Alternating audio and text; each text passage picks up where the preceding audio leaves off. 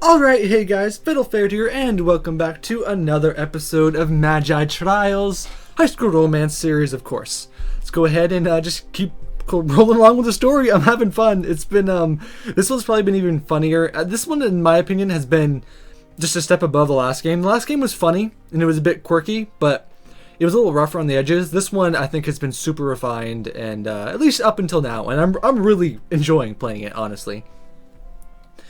After a day of trying to get Ari to focus on something other than sex, Charlie and I are both exhausted. It's a good excuse to break away from Charlie for the time being. I have some questions for the demon girl trailing after me. So, explain. Well, when two people are both reasonably attracted to each other, sometimes they... About this morning. How did you know my name? Oh, you think I don't know a manly stud when I see one? Just the words make my skin crawl uncomfortably now. I'm teasing, but the magic still lingers on you, you know. Like, residual energy, I think you'd call it. And that residual energy just happened to spell out my name? Nah. I found that in your bag, on a letter for someone. You went through my things? She shrugs. It's not my fault you're a heavy sleeper, and really, do you expect a demon to be the most well-behaved person you've ever met? With a sigh, I slump down onto my bed. Whatever, I'm too tired to deal with you right now. But don't tell anyone what you found out. And when Magi comes in, I want you to leave it. I can't focus with you around. She holds up her hands in defense. All right. No need to get testy. Your secret's safe with me. Cross my horny little heart. A knock on the door interrupts my groan. Looks like this is my exit. See you. Sophie. With Ari's exit, she seems to drag all the joy out of the room with her. Shiri's expression makes me do a double take to make sure it is really her.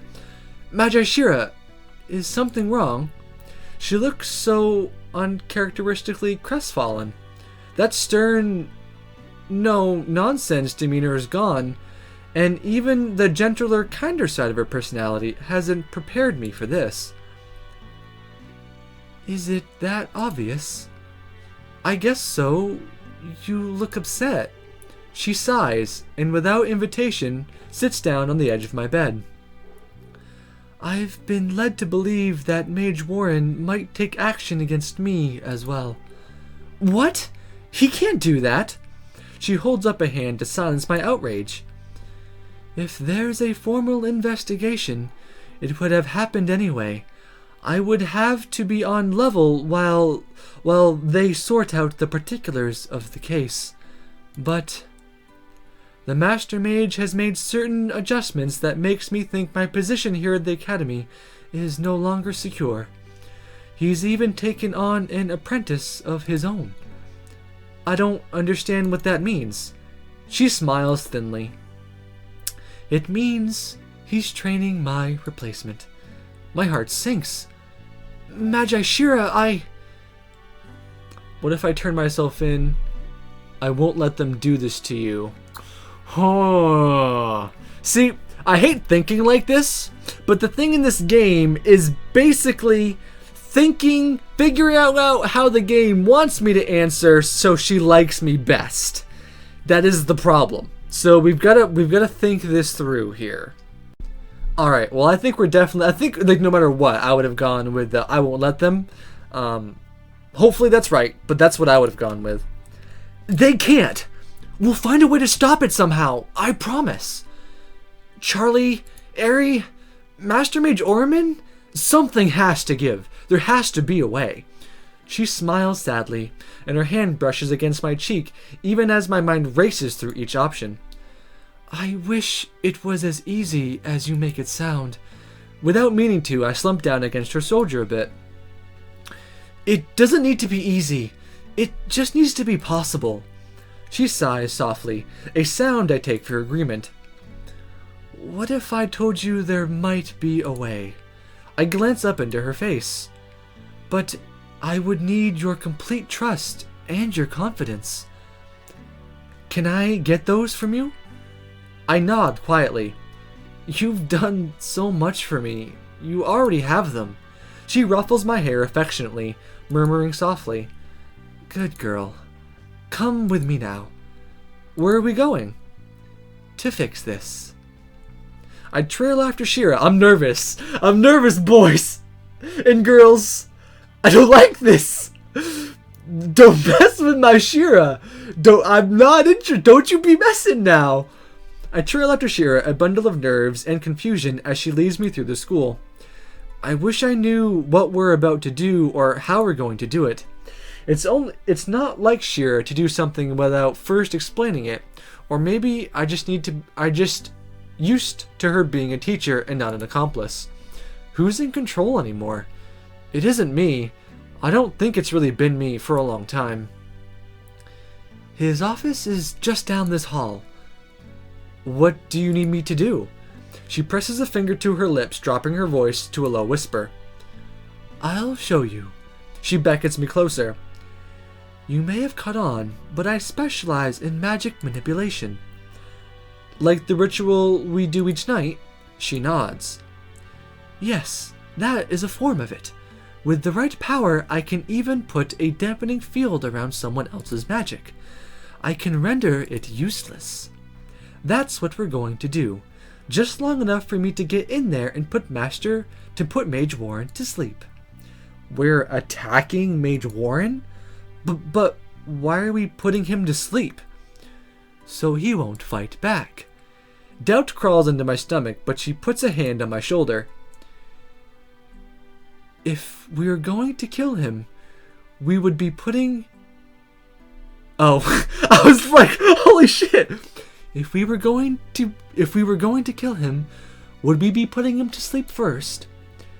What I'm going to takes time, and it's better if he's not fighting me. I'm going to change his memories. But I can't control him by myself. I'll need your help. This is insane. I stare at her in disbelief, trying to get a grip on exactly what we're doing. I thought only sorcerers would have access to magic like that. Once you study magic for a long time, you come across things by accident. The knowledge itself isn't illegal. Using it, well, I suppose that is. But that's a crime we can both be guilty of. Her hands clasp around mine suddenly, her eyes searching my face. Do you want to do this? I need an answer. What? What? I can't... Oh, we must have messed up somewhere. Where have we messed up? Shit! Oh, no. I'm assuming there's got to be some route that allows us to not do this. Damn. Let's see here. Alright, guys. So I just did like a little peek at some stuff about the game. I'm trying my darndest not to spoil the game for me. So it looks like there are a lot more endings to this game than I thought there would have been. It's a bit annoying how it kind of looks like they've done it. So I think it's impossible to get the Shira ending, because it sounds like there is one. Whether it's good or bad, I don't know. But there is an ending for her, but you apparently have to like complete a different ending before it's even possible. Don't ask me how that makes sense, but I guess we're just going to continue with this, because I have no idea what's going to happen anymore now. Can't do it. I can't do this. I'm sorry.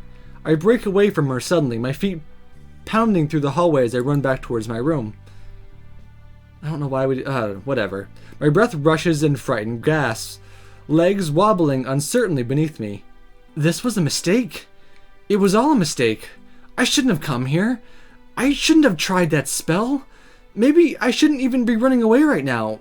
My courage buckled, but I did everything wrong. I stay in my room, but I don't sleep. The darkness crashes in on me like a wave smothering me, waiting for someone to knock on the door and take me away to my fate. I spend the night just trying to breathe, and when the sun comes up outside the window, it's almost a relief. School resumes. No one came for me. Normalcy, or as close to as I ever had to it, feels ridiculous when I'm constantly looking over my shoulder. But Charlie chats away like the latest rumors, and Ari has settled between us like a problematic child we have joint custody over. It's strange, the way it all goes back to the way it was before. Shira is stricter than ever, though. No more kind words or knowing glances. She regards me with a firm disdain that burns every time I think about it. She trains us harder than ever, too. Even with the robes, I get a new limited edition scrape or burn every day, working myself to the bone. I'm cut off from knowing what's happened inside the school, or if Shira is going to lose her job. When she comes by at night, she barely speaks, and I think she puts me to sleep faster than before. I must have really hurt her. But the trial looms impossibly close and brings with it its own set of anxieties. I already said it would, but I plan to. I want to prove myself, if to no one else, then at least to me. I want to see what I'm made of. I can't believe the trial's almost here. I'm not ready. We're going to make idiots out of ourselves. Just watch. Eerie sniffs. You train all day. If you're not ready now, you're never going to be. Charlie launches a piece of food in her direction, apparently forgetting that we're the only ones who can see her. Knock it off, you two. I'm trying to have an anxiety attack in peace. Seriously, it's been weeks. And as someone who doesn't actually need to go to school, this has been the most monstrous and chaste weeks of my life. I really thought one of you would give in to me by now. Not happening. I really am a catch, even as a succubi go. Why don't either of you believe me? I completely believe her, but I don't voice as much. If anything, I think we've been desensitized. I don't even react when she brushes her foot against my leg teasingly. I say we go through the drills again. Basic assault and defense. Some elemental manipulation. We've come pretty far from where we started. Blocking spells with a full shield, attacking within mere seconds. It's become second nature to me, but it doesn't feel very advanced. I know I'm still in the rudimentary concepts of magic. Sophie, your girlfriend is talking to you. I'm not her girlfriend. Not for lack of wanting, I think. Charlie goes pale, my attention finally sliding to the two of them. Sophie, I'm curious. Do you know if demons are immune to stab wounds? I was just trying to be helpful. Okay, enough. My appetite completely gone, I toss my food in the closest bin and head out. Wait! Okay, you're stressed. I get it. We're all stressed. I'm not stressed. I'm patented stress relief, see? She squeezes her chest. Stress relief balls. Charlie presses on like Ari doesn't say anything at all. Let's go work out some of that training, all right? But I'm tired of training. No one asked you. Charlie takes me by the arm and drags me toward the arena. We just did this for 7 hours earlier, and eating didn't exactly put me in a more magic mood. Well, what do you want? If you're going to sound so defeated, I don't want to do anything. I don't want to do anything at all. I shake my head.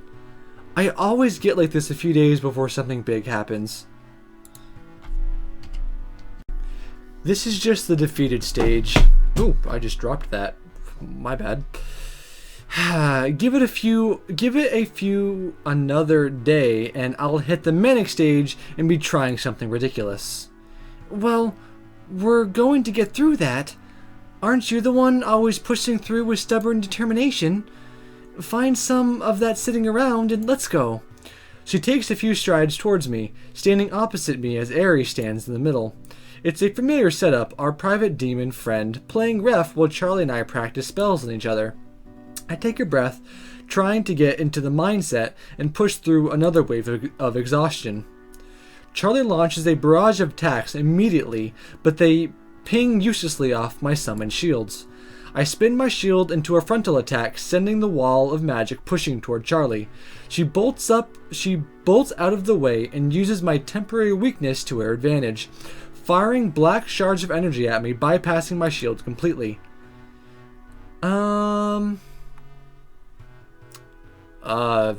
Gosh, I don't know. Avoid them. Return fire. Return fire! Oh, well. I focus what little energy I have into a beam of golden light, but several slithers still make it through my onslaught, hitting my sides, sending me stumbling as my skin burns. I managed to keep my balance enough to continue the onslaught of golden light, overcoming Charlie's power. Frustration growing, my teeth clench hard. I have to be better than this. I have to. I put everything I have into it. My magic becomes a single beam, flickering gold, illuminating Erie's nervous expression. It happens quick. Charlie's spell falters as she loses control, her assault breaking. The full force of my magic catches her in the chest and sends her spinning. Oh shit. We have a winner. An eruption of glitter briefly blinds me, courtesy of Aerie, as she rains it over me. Congratulations, Sophie. I knew you had it in you. How about a victory romp? I'm already going to have to take a bath for hours to get this off of me. Shower sex is always an option. Will you knock it off? Only then do I realize I'm not being yelled at. No one's in my face demanding a rematch. Charlie hasn't moved from where she landed. Charlie? Erie and I both stand immobilized for a second as I process what happened. Charlie! I run over to her, Erie trailing after me. I slip my hand beneath her head to ease her up, but it comes away bloody. Oh no. Oh no, no, no. Her eyes roll as she tries to open them, mouth moving. Sophie... Hang on. Don't move, okay? Just stay there. I'll get Magira. It'll be okay.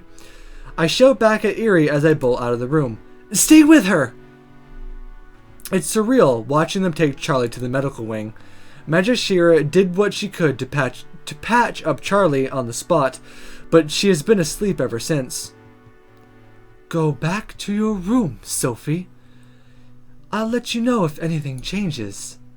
With a brisk pace, she follows the medics back out of the classroom. It's not really your fault, you know. Sorry, Erie, I can't hear this right now. She nods and trails after me quietly as we head towards my room. I stare at the place between my feet, watching as the little sparks catch the light. I keep replaying that moment over and over in my head. All I wanted to do was win. It was the only thing I could think about, the only thing I could see. It clouded every sense. It always does that. I run my hands through my hair, another wave of regret washing over me. Why am I like this? Why am I always like this? Aerie sits down on the bed opposite me and nuzzles against my shoulder. For the first time, it feels completely chassé. I did this to her. Yeah, you did. But, no buts, I did it. That's all there is to it. Fine, that's all there is here. So what are you going to do now? Are you going to stay here and mope, or are you going to do something about it?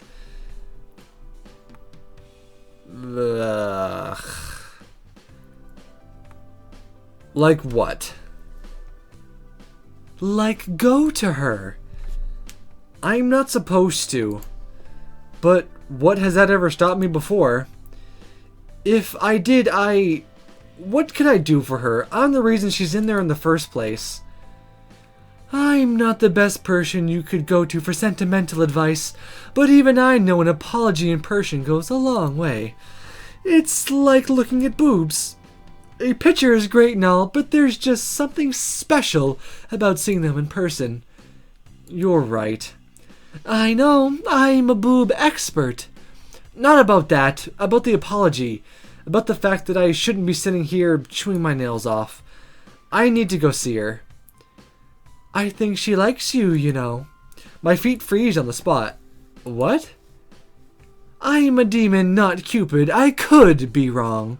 But when does that ever happen? Just, it's a feeling I get. She doesn't like me. So it's because she thinks I'm competition. Now that Erie's put the idea in my brain, I can't shake it. I have to make sure she's okay. I have to see it for myself. Aren't you going to tag along too? I think I'll sit this one out. I'll be enjoying the comforts of your bed. Close the door on your way out. It's not like someone could see her, but I close the door, heading through the dark and silent school.